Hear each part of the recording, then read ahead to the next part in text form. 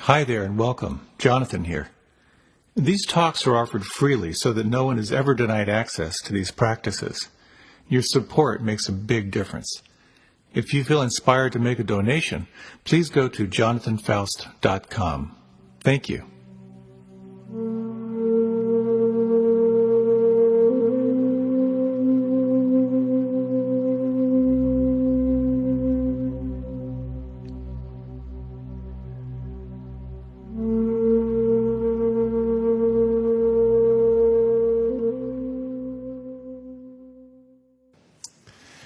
I heard of a story of a young couple who were driving down the street with their 4-year-old son in the back, and they're just kind of tooling along, and this convertible passes them, and this inebriated woman stands up in the back seat naked and is dancing, and they just kind of slowly pass their car, and they turn around.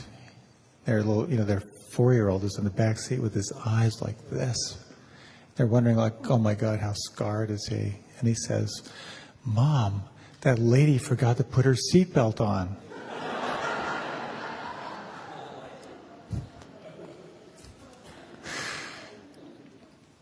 So this talk is about how we pay attention. Or more specifically, how the different ways you can train yourself to pay attention, which are critical for navigating through life. This talk tonight has gone through a lot of iterations. I had planned on dedicating a whole talk to concentration, then another talk to that open monitoring or witnessing, and then a third talk to the surrender practices. But then we had the paving last week, so I was going to combine concentration and witness for tonight. But then a number of people asked, could you give a talk on how to survive the election? So I'm combining all three of them, and I'll come up with something to say next week about the election once I pray on that one. So I'd like to talk about 3 particular ways that you can train your attention. And each one of them is a powerful, powerful technique unto itself, and the 3 work together quite beautifully. I often talk of these 3 phases in meditation, of focus and flow and let go, or concentration, mindfulness, and surrender. If you're a yogophile, it's dharana, dhyan, and samadhi. Those are the Sanskrit terms. Or you can think of it like a zoom lens. You're zooming in really tight, medium, or going wide. So, as usual, I kind of like to talk about four basic elements. The first one is, why practice anyway? I think it's a good context. And then to talk about concentration, of what does it mean to pay attention on purpose when you develop that capacity. And second, to talk about cultivating the witness, your capacity to observe through that lens of non-judging awareness. And fourth, to talk about flow or surrender, which are the practices that are about non-manipulation.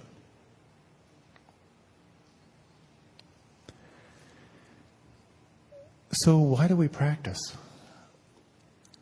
When I was in college, a good friend of mine had a heart attack, a neighbor, and died in my arms as we were driving to the hospital. I was trying to give him CPR in the back of a station wagon. But being locked into his eyes and seeing his fear, and then this surrendered quality of love, as he transitioned, left me really, really deeply disoriented for a long time. Well, what does it all mean? And I think every one of us has something that makes us pause, makes us stop and think, well, what do I want? What is this life all about? Something initiates a call. Sometimes it's the death of someone near you. Sometimes it's sickness or getting old or realizing the inevitability of your death. For some people, it's a massive career change, some meltdown or the breakup of a relationship, or just seeing a sense of emptiness or meaningless in their lives. Or sometimes it comes from achieving a lot of worldly success, achieving the amount of success that you always told yourself you'd be happy when you hit that mark, and you're not happy. Another element. Something in us draws us to start to pay attention.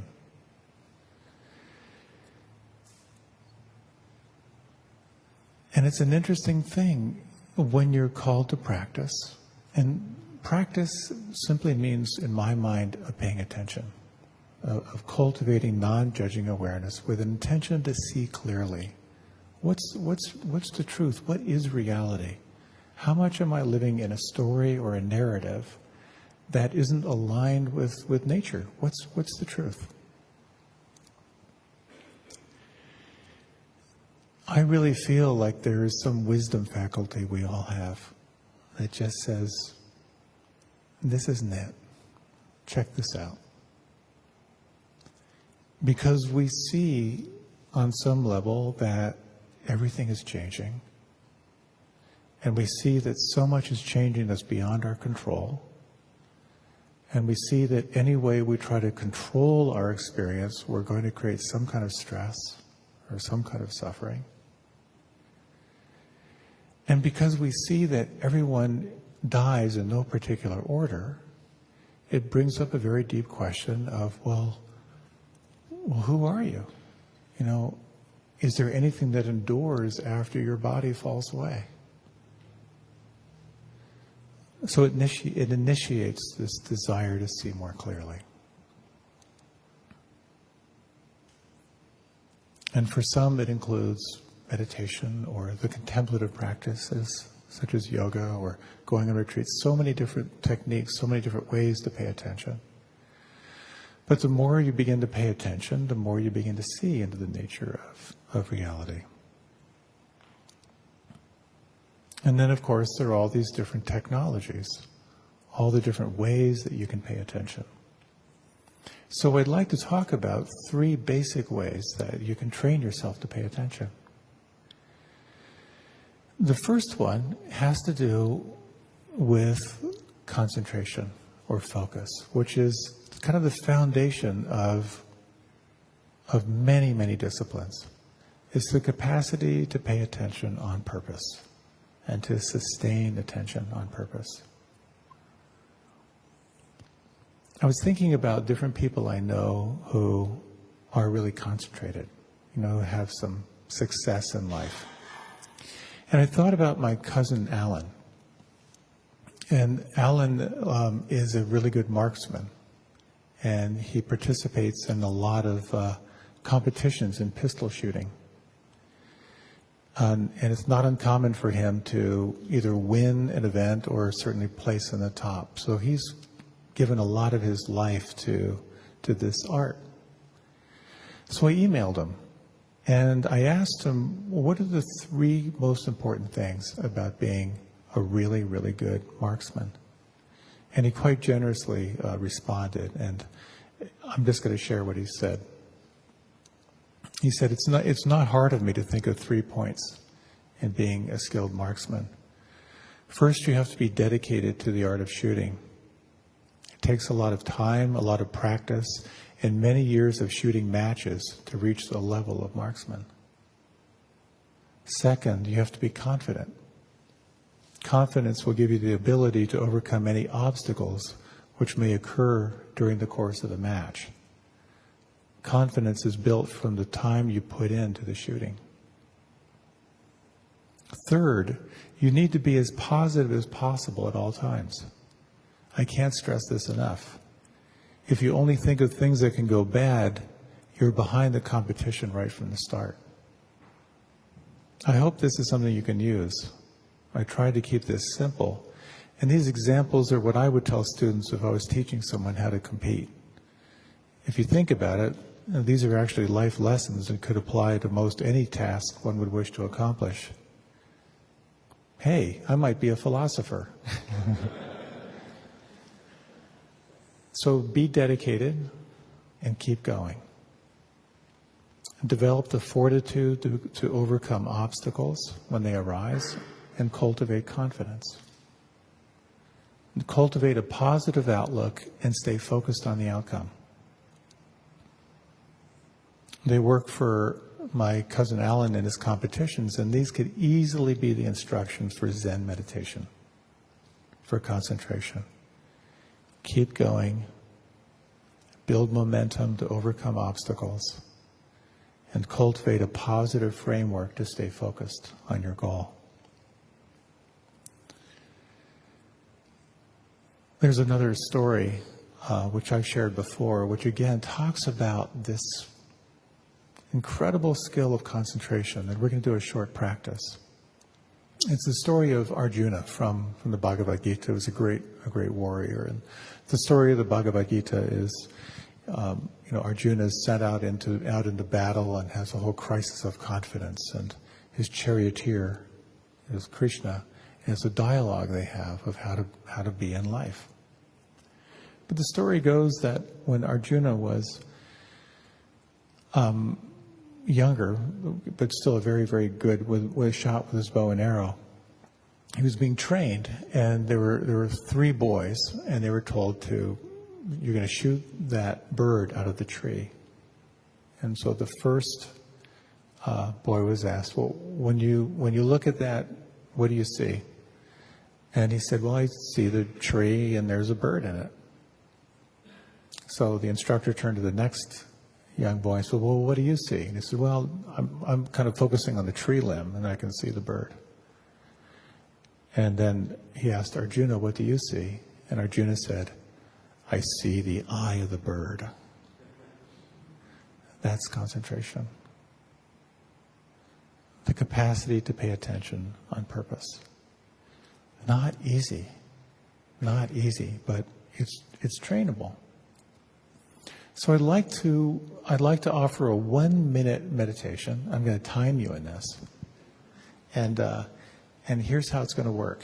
And this just gives you an idea, a little taste of sustaining concentration. I'm going to ask you to lift your hands so your palms are right about here, kind of facing your shoulders. And I'm going to give you, let me get my timer set up here. We're going to take 1 minute to move your hands from here down to your lap. I'll tell you 15-second intervals. Okay, ready? So this is obviously very slow. 1 minute from here down to your lap. And when you're ready, you can go.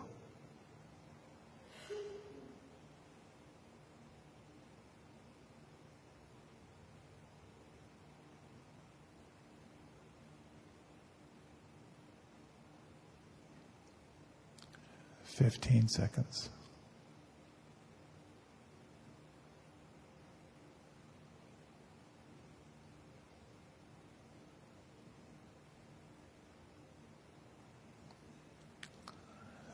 Thirty seconds.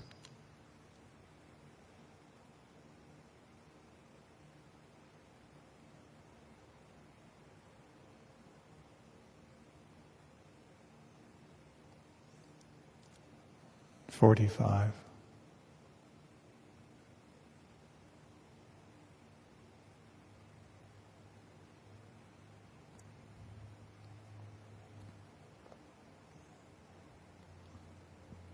1 minute, you can close your eyes and just feel the effect of 1 minute of concentration.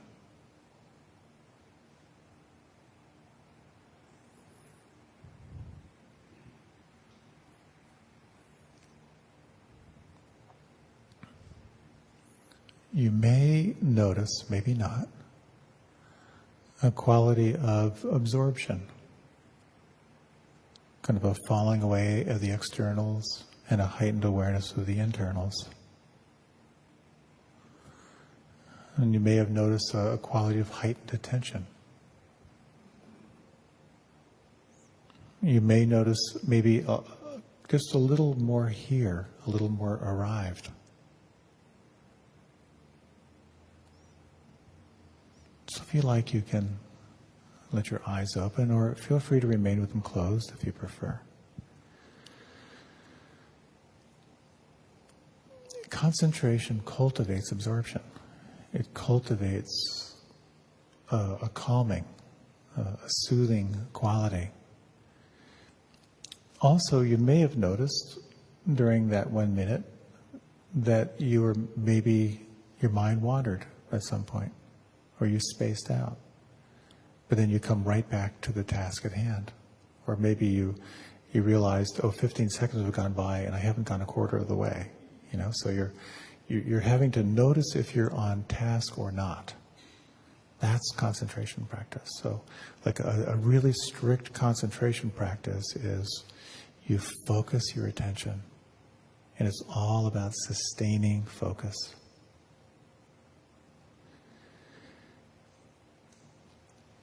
I once did a 10-day retreat where the first 4 days were focusing on the breath.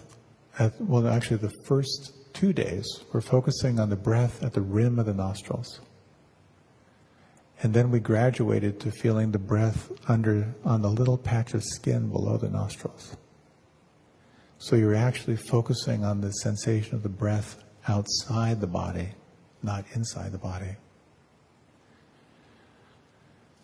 It fluctuated for me from being unbelievably excruciating and frustrating to, over time, beginning to get very concentrated, beginning to feel a really deep sense of calm.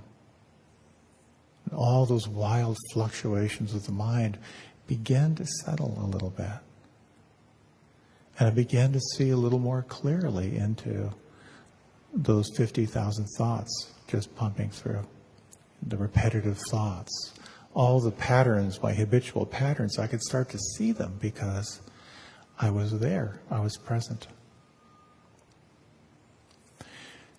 Cultivating concentration in your practice is not easy. It's not necessarily easy. It feels good when you stop. That's one way I like to describe it. It's kind of like yoga. It feels so good when you stop doing yoga. However, it has tremendous benefit, and to cultivate a concentration practice, it's very helpful to have regularity and consistency, and to be persistent. Because just as my cousin Alan said, you'll be beset by obstacles, so you need to put in your time. And you'll find you get more confident as you practice, and to stay focused on being present. Amazing, amazing things happen. We have our fall retreat coming up pretty soon. I'm so excited because I know how grueling it is for everybody, but the fruit of the practice is so powerful. And much of what we will be doing will be taking those first days and days to arrive. So that's willful. So when you're concentrated, you arrive, you're more here. And then, once you get present, there's sort of a natural arising of, well, what happens when you're present? And you begin to notice how you pay attention. You begin to notice the triggers that take your mind off. And your mind is going to go in one of three directions. It's going to go toward wanting more of what you have, wanting to nuke it, or being bored. That's pretty much the three options you've got available. But you really begin to see your habitual patterns. It's a natural byproduct of paying attention. So this leads to what we could call developing the witness or the observer. Again, a natural byproduct. So as you know, many of you know, most of you know, I'm on the river every day, and I'm on with my camera. And I'm just so excited because there's a bald eagle building a nest on one of the islands at Riverbend Park. And there was an eagle who, it flew off the nest, this was yesterday morning, and it was just perched, kind of looking upriver, looking at kind of the sun coming up behind. And of course I'm there with my lens and locked in.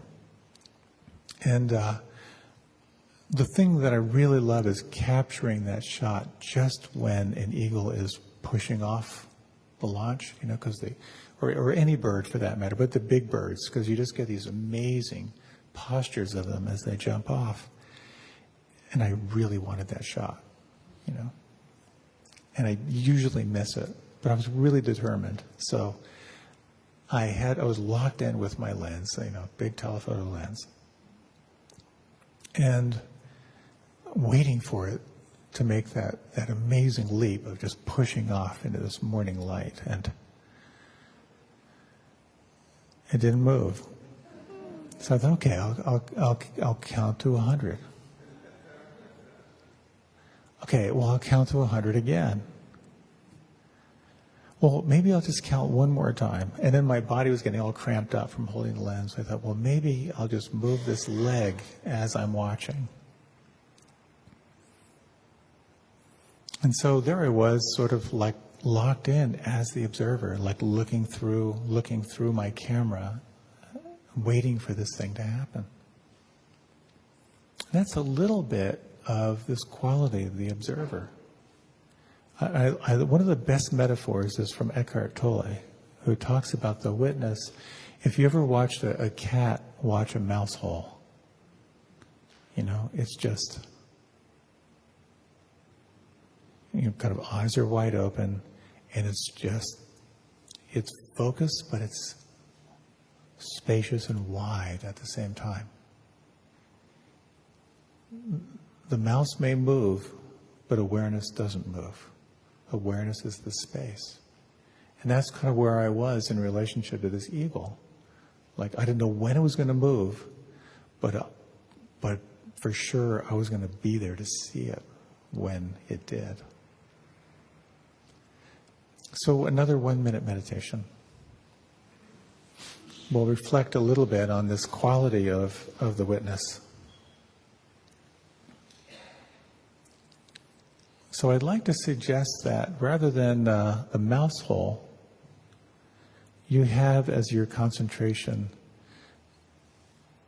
the sounds around you.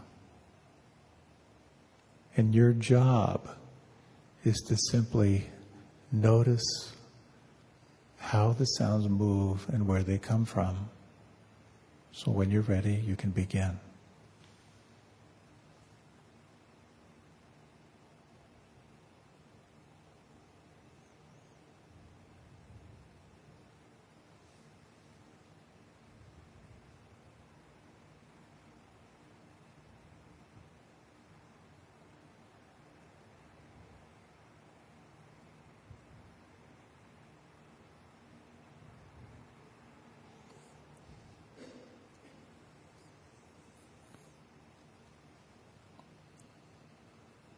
And one thing I'd like to point out, particularly when it comes to meditation on sound,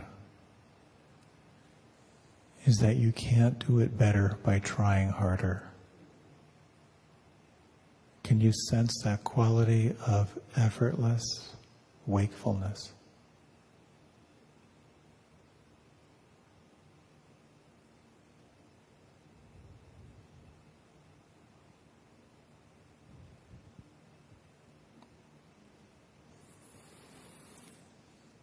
If you like, you can deepen your breath. And if you like, you can open your eyes, or again, feel free to keep them closed if you prefer.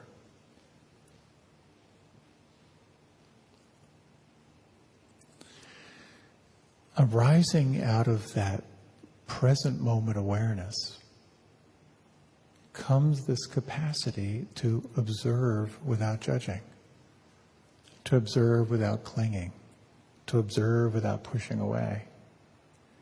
And that quality of mindfulness, if you will, or non-judging awareness, is where liberation can happen. Where you can begin to see, the more you practice, you begin to see what's there. But you also begin to see how you're holding it.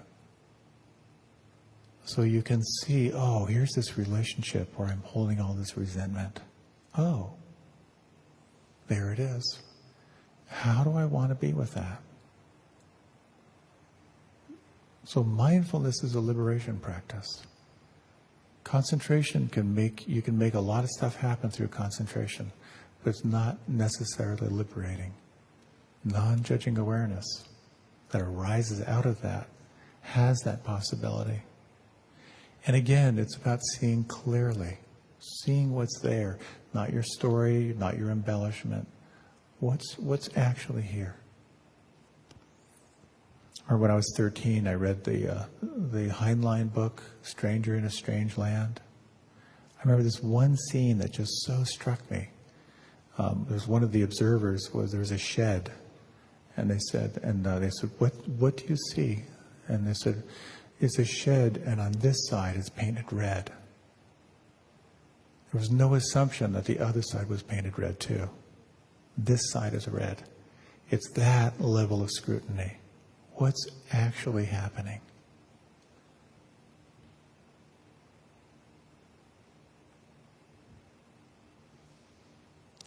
So there's so much to say about this quality of the observer, about the quality of the witness. But when you can just simply imagine that sense of non-preferential awareness, this is what it is. You begin to see pretty clearly what's happening. So this leads to a third quality. We have concentration, which is willful. And then in our meditation practice, we have this sense of the non-judging observer or the witness, or something called open monitoring. You're just openly monitoring what's happening. And you become much more aware of the flow or the stream of phenomena as they pass through. You're much more aware of that very, very subtle or not so subtle grasping for what's pleasant, pushing away what's unpleasant, being bored with what's neutral. All of that naturally gets heightened through the practice. And that has a quality sort of like a willful, surrendered quality. Oftentimes in meditation, you're observing the flow. Let's say you're on the breath, and then you become aware of the foreground of the breath and everything else in the background. So you kind of widen your awareness, like, oh, here's the stream of thought and sensation, and sounds are happening, and it's all happening. And then the mind goes into some commentary. You realize, oh, I'm off on a story. So you bring yourself back. So it has that willful quality. You re-arrive, relax, widen, open, realize you're lost, and you come back. There's another quality, and there are beautiful disciplines that articulate the techniques of surrender, of letting go. These are the practices of non-manipulation, of just being with what's there. So back to my eagle. So the eagle's on the branch, and I'm counting, 1 to 100, 1 to 100, 1 to 100, and like, when is this glorified chicken going to take off? And, watching my mind, and then I just started to relax. And then something kind of magical happened, because I still was like focused on, very focused on, through the monitor of my camera. But then I suddenly became aware, oh wow, there are birds in the background behind that, and there's the river flowing underneath, and now the mist is coming in from the side, and there's a plane overhead, and I began to sense the whole totality of everything, all happening by itself. And it was a really wonderful experience of being sort of intimately present, but deeply, deeply relaxed at the same time.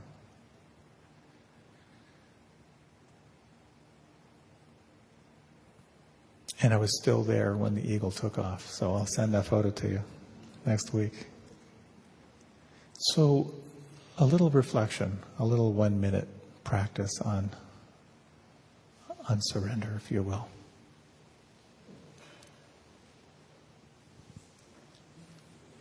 Again, with your eyes closed.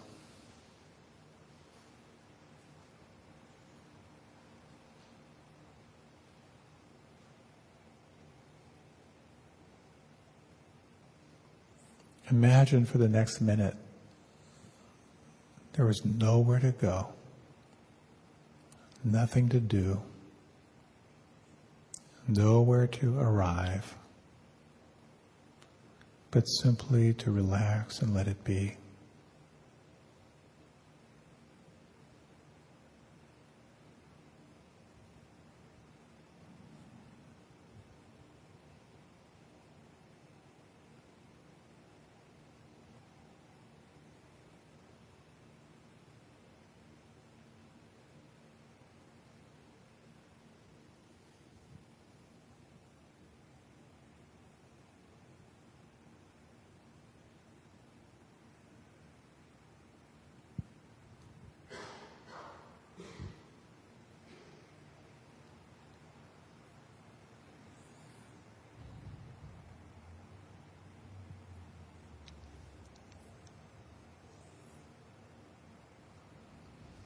Again, you might deepen the breath. And you can let your eyes open.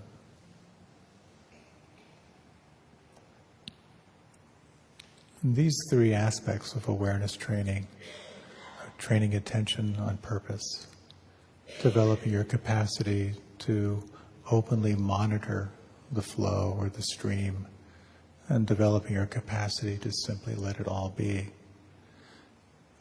They're beautiful teachings and practices and readings and all kinds of wonderful things that can be very, very helpful. Sometimes there's a question of, well, why not just go immediately to let it be? And what I find is that oftentimes it's very, very difficult to simply relax and let it be because we're such a jumble of reactivity. So this really leads to one of the core teachings of the Buddha, where he spoke of cultivation of what he called the middle way, an articulation of not too tight and not too loose. He had a very indulged life. When he had that call to awakening, he engaged into the practices of the day, which were all about concentration and kind of rigor with different forms of self-denial as well. And he followed those concentration practices deeply. And he saw inevitably that they didn't lead to liberation. They didn't lead to freedom. They can take you into extraordinary, non-ordinary states, incredibly powerful states where when you think of the times in your life when you were super concentrated on something you really wanted, it's an unstoppable force. It's unbelievable what you can do when you're concentrated. So concentration is a power. It's developing power. And then the question is, what are you using that power for? And that brings us sort of back to my cousin Alan. And when he's shooting a pistol, he knows what he's shooting for. And the question, of course, is, what are you aiming for in this life? These practices can be very, very helpful for supporting you in being more skillful in life. There's no question about it. They can dramatically alter your physiology. You'll feel more resilient. You'll feel more present in your life, less reactionary, more creative. All those benefits flow out of this. But inevitably, the practices lead to a deep inquiry into what it means to be fully awake, what it means to be awake to this life, what it means to be awake to your purpose and why you're here. All of that inevitably gets revealed as you get more settled. The muddy water, when you put it up on the countertop, over time the sediment begins to settle and clarity begins to arise. So when you self-monitor what you need to find balance, what many people find, particularly when you're living in a place, say, like the DC metro area, that what's going to bring you back is concentration. Some concentration technique is going to help you re-arrive. And that can be anything. It can be many, many different things. But to use it consciously can be very helpful. You know, whether it's exercise, whether it's yoga, the meditation techniques that help you to arrive, they're so immensely helpful. But also recall that what arises out of that concentration is that capacity to observe without judgment. And that is a real key to see more clearly into your reactive patterns. And inevitably what people find is that the gap between stimulus and response in your life starts to open up a little bit. Stuff happens, but there's a little more space before you react. And in that gap lies a huge amount of freedom. And then from time to time, we can find ourselves exploring what it means to simply let it be. Those times are usually a little bit easier when you're on vacation or sitting by some water or something like that. But I find for myself a very practical way to practice is to think of these three stages of use focus and concentration to arrive. When you've arrived, let yourself open to this sense of the observer, of non-judging awareness, to sense just the stream of phenomena that are going by.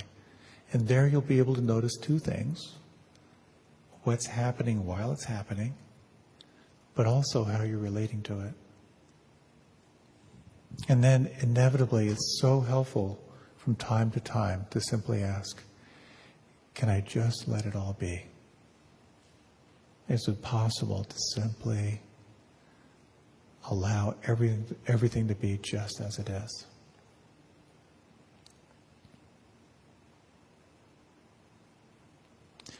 So remembering these steps has been so helpful for me in my life and in my practice, that to practice we have to be present. You know, it's the mind that is constantly wandering. It's the body that's actually here. So when you come to the breath or sound or anything related to the senses, that's a doorway back to the here and now. All great traditions say that everything you seek is found within. And within the body, there lies a real doorway to presence.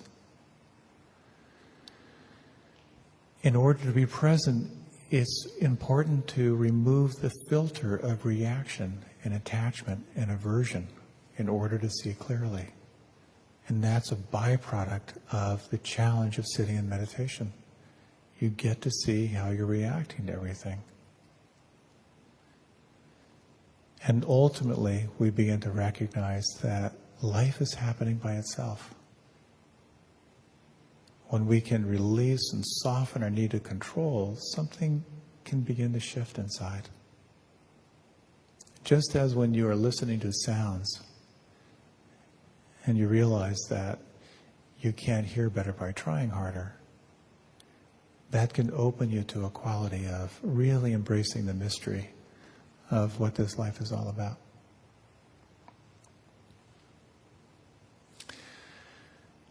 So thank you for your kind attention, and thank you to my cousin Al for that great metaphor, and thank you to the eagle for providing perfect Dharma. I wanted to share a few announcements before we close. I am going to be doing a day-long retreat on the 29th. If you're interested, it's an embodied retreat.